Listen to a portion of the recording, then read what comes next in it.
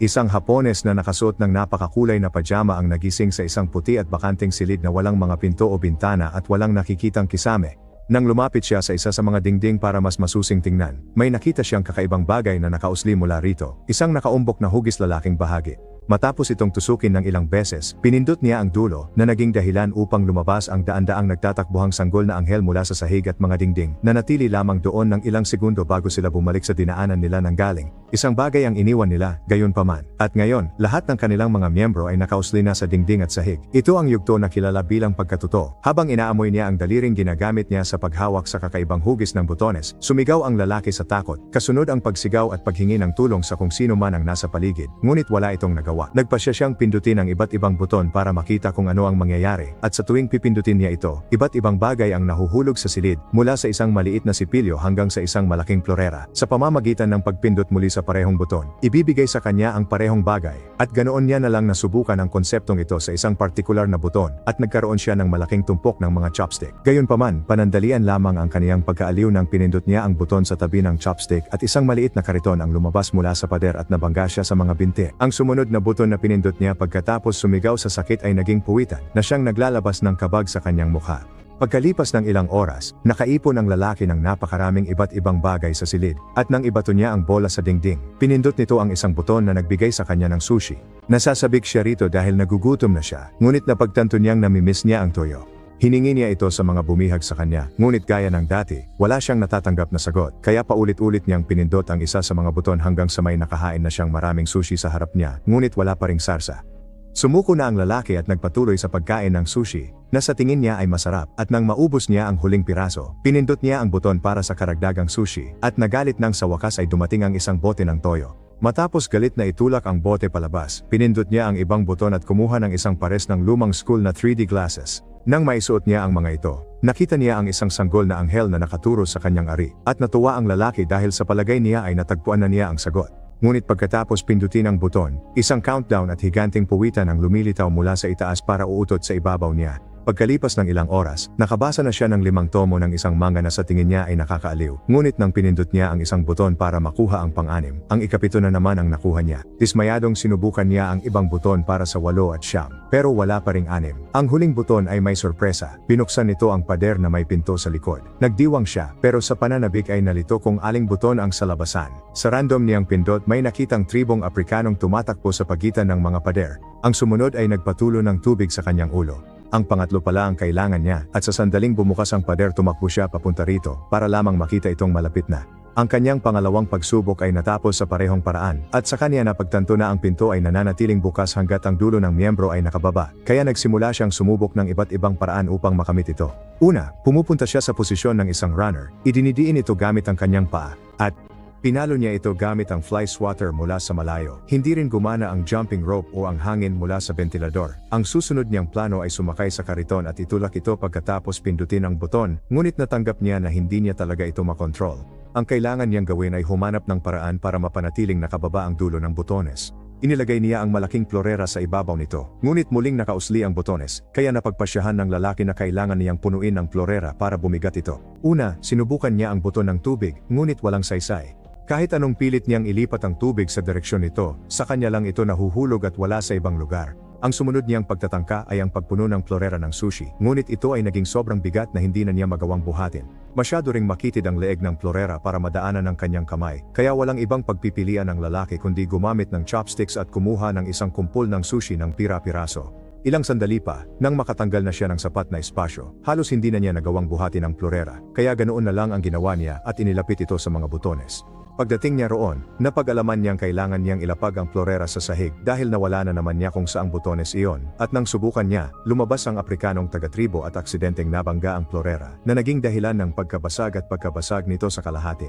Nabaliw ang lalaki dahil dito, na habang natataranta at sumisigaw ng walang tigil, hinanap ang kanang buton at sinimulang takpan ito ng sushi. Siyempre, hindi rin ito gumagana. at ang maliit na miyembro ay lumilitaw sa gitna ng kanin. Pagkatapos ay sinubukan ng lalaki na takpan ang butones ng tape na sinundan ng tape at bakal na plato, ngunit walang gumana. Matapos uminom ng ilang pangpawala ng sakit para maibsan ang sakit na dulot ng pinto, sa tuwing tatama ito sa kanya ng nakatihaya, at pagkatapos ay umidlip din, gusto nang maghugas ng ngipin ng lalaki, kaya pinindot niya ang isang buton para kumuha ng tubig. Mali pala ang butones, at makikita rito ang isang lubid na nahuhulog mula sa kisame. Agad nitong pinapabuti ang kanyang kalooban dahil nagbibigay ito sa kanya ng ideya para sa isang bagong plano. Binuksan niya ang pinto, pagkatapos ay ginamit ang lubid para iugoy ang sarili patawid sa silid at takasan ito bago magsara ang pinto. Nakalulungkot, nang subukang buksan niya ang pinto sa likod ng peking pader, natuklasan niyang nakakandado ito. Bumalik siya sa kwarto sakto lang bago sumara ang pinto, bagamat nabangga pa rin siya nito palabas, at sa pagkadismaya, sinipa niya ang pader, na-activate ang isa sa mga buton at ibinunyag ang susi na lumulutang sa gitna ng kwarto. Gaya ng nangyayari sa pinto, nawawala ito nang muling bumukas ang butones, kaya kailangang humanap ng paraan ng lalaki para mapanatiling bukas ang susi sa silid at ang pinto.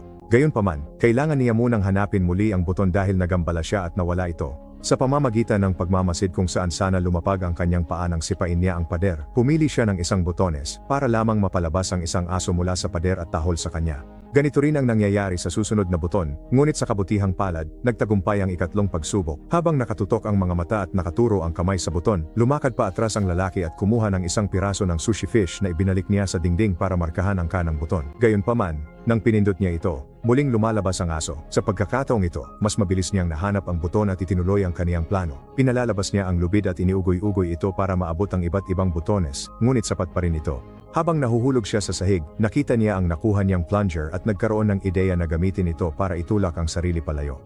Matapos ang isang nabigong pagtatangka, naging maayos ang plano. Sa pag-ugoy sa lubid at pagtulak gamit ang plunger, napindot niya ang buton at nahawakan ang susi.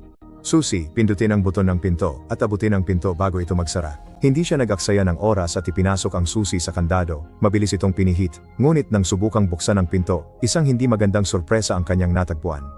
Mayroon din itong hiwalay na kandado sa itaas na nangangailangan ng 3 numero para mabuksan ito. Nagmamadaling lumabas ang lalaki, ngunit nabangga ng pinto pagkasara nito, at sa pagkadismaya, inihagis niya ang plunger sa kabilang pader, dahilan para mabuksan ang buton na nagpapakawala sa lalaking Aprikano. Habang pinagmamasdan niya itong naglalakad, may napagtanto siya.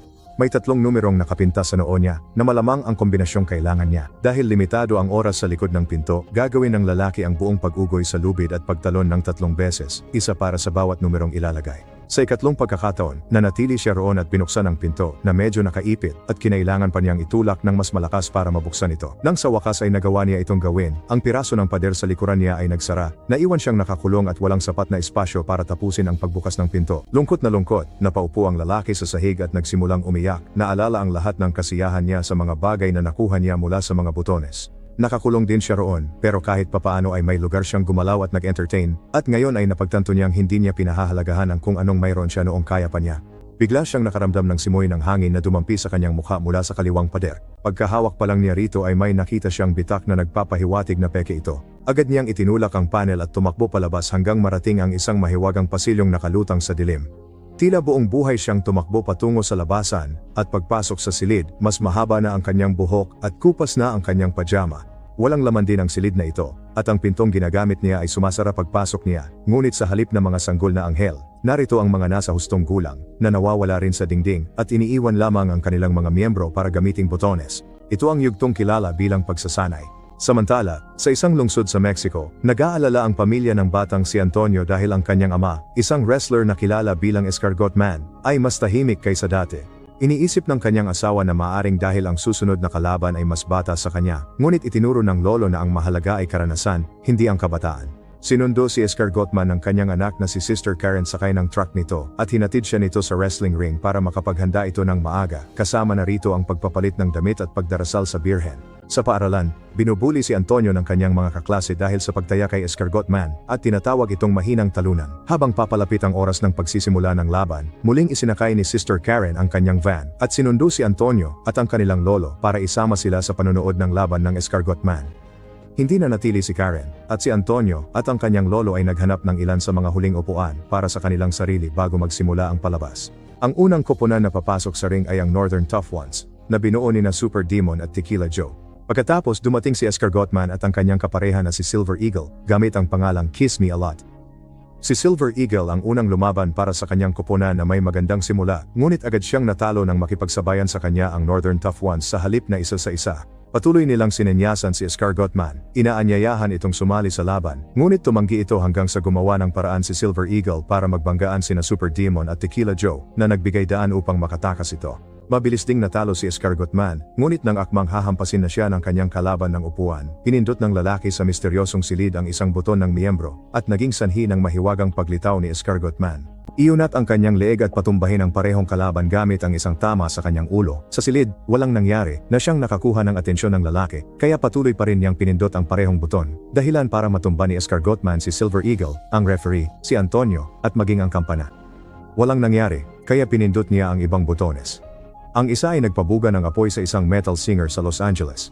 Ang isa naman ay nagpabigo sa isang salamangkerong Ruso na paalisin ang kanyang katulong, at ang pangatlo ay nagpatahol sa isang lalaki sa China. Susuko na ang lalaki nang makakita ng liwanag sa itaas. Walang kisame rito at may mga anghel na lumilipad. Sinubukan niya ang bago. Sa halip na pindutin ang mga buton, ginamit niya ito para umakyat sa pader. Gumagana ito, at sa bawat hawak o apak niya sa mga butones, may nangyayari sa mundo, mula sa pagbulaklak hanggang sa pagkamatay ng elepante. Sa paglakas ng ihip, lalong kumukomplikado ang epekto. Hindi lang kalikasan ang mahalaga ngayon, nariyan din ang sangkatauhan at ang maliliit at malalaking bagay, tulad ng toaster at paglapag sa buwan. Nang makarating siya sa tuktok, humaba na ang buhok at balbas ng lalaki, at hindi na niya kailangang kumapit sa pader. Ngayon ay maaari na rin siyang lumutang, tulad ng mga anghel, at gamit ang lahat ng kanyang karanasang natamo mula sa pagsasanay sa mga nakaraang silid, niyakap niya ang kanyang papel bilang Diyos at sinimulang piliin ang pinakamalalaking tama ng sangkatauhan ng sinasadya sa halip na basta-basta pindutin ang mga buton. Nang matapos siya, napapalibutan na siya ng mga balahibo sa halip ng mga pader, at pumasok siya sa isang kumikinang na portal na magdadala sa kanya sa huling silid. May mga kontinente sa dingding nito at isang malaking buton para sa miyembro na malapit ng pindutin ng lalaki. Ito ang yugto na kilala bilang hinaharap. Siguraduhing mag-subscribe at i-on ang mga notification para makapanood ka pa ng mga ganitong video. Salamat sa panonood.